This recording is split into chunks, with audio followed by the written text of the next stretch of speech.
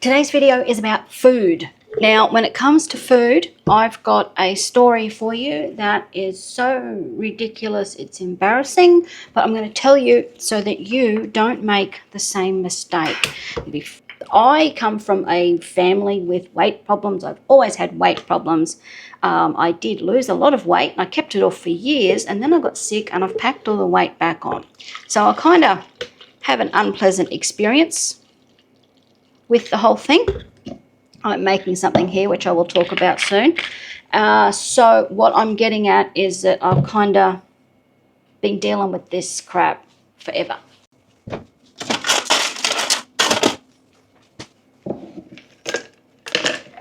And what I've learned, or what I should say, what I've had confirmed, is that the only way to really lose weight is to be in a calorie deficit. What you put into your body is going to have the most impact on what you weigh. A quick search on Google will tell you how many calories you need to consume for your age, your activity level, your height, all of that sort of thing.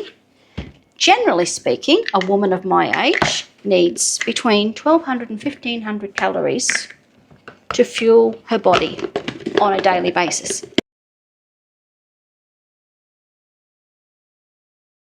Now, this humiliating story is that for many, many years I've worn a Fitbit, which is like a watch thing you wear on your wrist. It counts your steps. You can use the app. It can record your calories. And basically I told it that I want to be in a 500 calorie deficit every day. And the way it worked is that the more activity I did, the more calories I burned, the more calories it said I was allowed to eat. So I was just eating whatever I wanted. It made sense. As long as I consumed less calories than I burnt over the course of the day, I was in a deficit. I wasn't losing weight. In fact, I was putting weight on. I was getting so stressed and upset and depressed about everything. And I went, this is ridiculous. So I asked my son. My son's 30. He goes to the gym. He knows everything. And he said, and I said to him, right, what can you suggest? And he took one look at what Fitbit was telling me and he said, well, stop doing that for a start. Stick to the calories, the 1,200 to 1,500 max, and eat more protein, eat less carbs. There we go. I did that.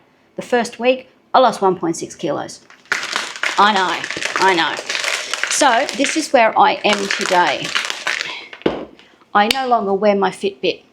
I don't want to be pressured into having to obtain and reach a certain number of steps every day.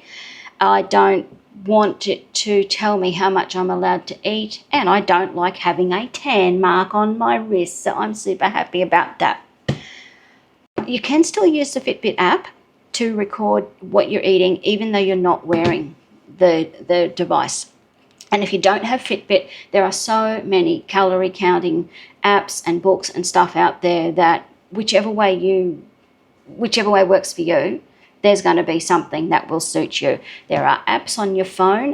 One that comes straight to mind is called MyFitnessPal. I know that's a very popular one. You can buy books if you really don't like to use technology, if you don't have to. I'm pretty sure you can still buy little books that have got all the foods listed and what the calories and stuff like that are. But honestly, the best way is to use the app. Record everything you eat and everything you drink over the course of the day. You will very quickly see where you're making your mistakes. Keep your calories between 1,200 and 1,500. I try to keep mine down to that 1,200 because I am trying to lose weight. Eat more protein, eat less carbs, and it's working. The thing that has helped me the most, I have to say, is this. This is a product called Musashi. It is basically a protein supplement. There are lots of different brands. There are lots of different price ranges. Do a bit of research. I tried this one because this one is like mid-range. This is like among the better ones that you can buy from the supermarket. Anything better than this, you're going to have to go to a nutrition shop. And basically what this is, I've just made it while I was talking to you before and I forgot about it.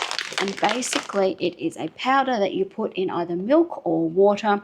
It is very low in fat, very low in calories, very low in carbs, and super high in protein and really tasty. So it's like having a chocolate milkshake, which ticks my chocolate box.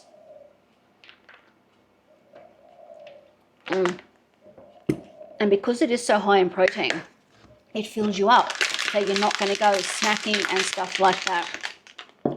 I never used to agree with using supplements and stuff like that. I thought you get whatever you need through the food you eat.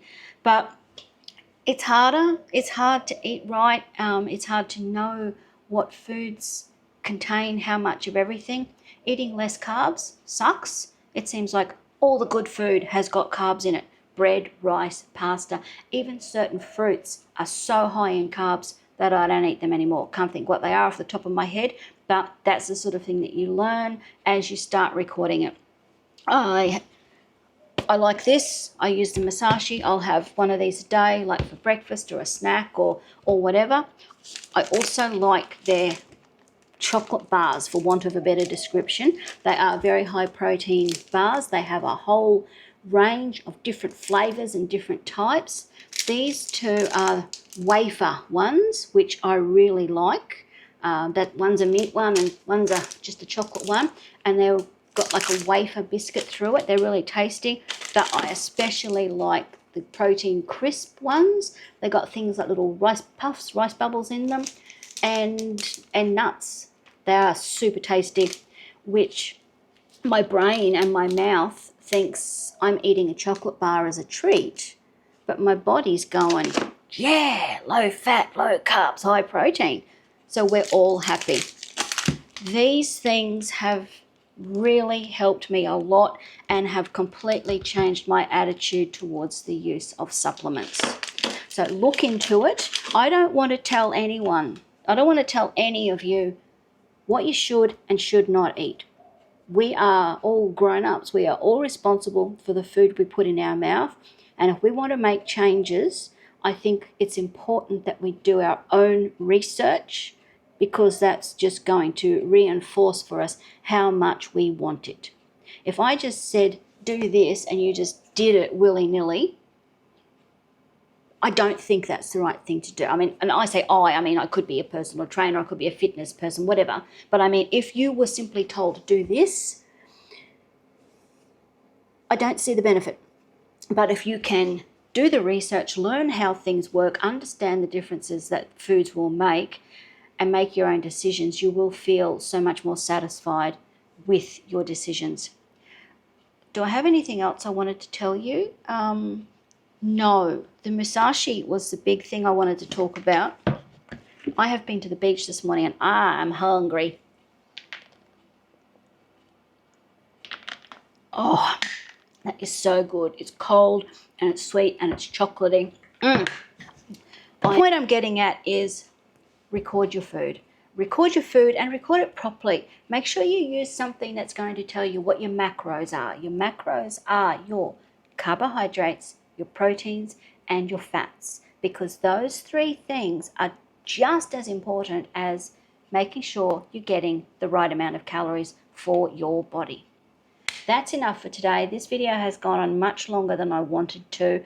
I do like to keep these videos short, so if there's something you want me to talk about again in a different video at length, let me know and I will do my best. Remember, I am not a professional. I am just a person who's got a lot of experience with being fat, so I know how to do it, and now I'm learning how to get rid of it. And I'm hoping to inspire some of you out there to get on your own fitness challenge, get healthy.